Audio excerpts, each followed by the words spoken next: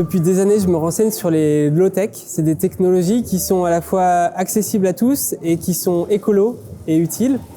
Et en fait, j'ai voulu en 2018 faire une expérience où je combine 30 de ces technologies découvertes un peu partout pour voir si je peux vivre en autonomie. Donc il y avait de quoi me nourrir, de quoi produire de l'énergie, de l'eau, etc. Pendant les 3 premiers mois, ça n'a pas trop marché. J'ai eu plein de problèmes, faire pousser des patates, élever des grillons, faire pousser des champignons, de la spiruline, des plantes et tout ça.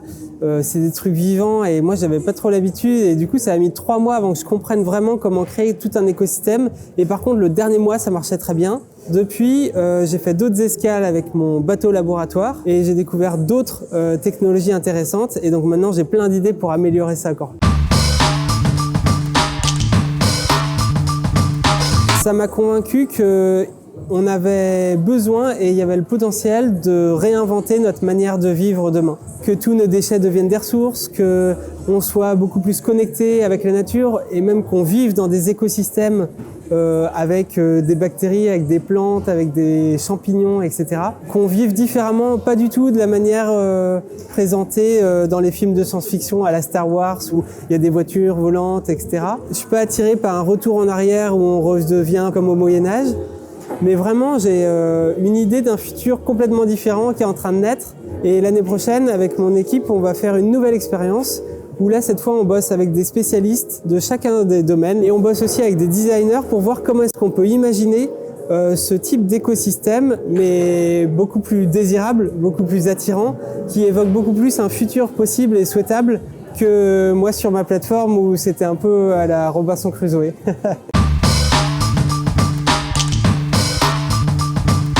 Alors c'était il y a 10 ans, j'ai présenté mon bateau qui s'appelait Taratari, avec lequel j'avais navigué 6 mois depuis le Bangladesh jusqu'à la France.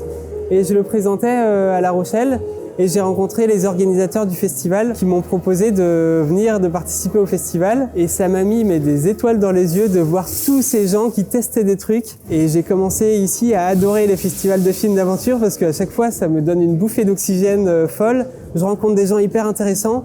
Et ça me donne de l'espoir parce que, en fait, on doit être une génération d'aventuriers pour inventer la manière dont il faudrait vivre demain. Je conseille à tout le monde de venir au FIFAV de La Rochelle pour prendre un regain d'énergie, de créativité et d'espoir pour la suite.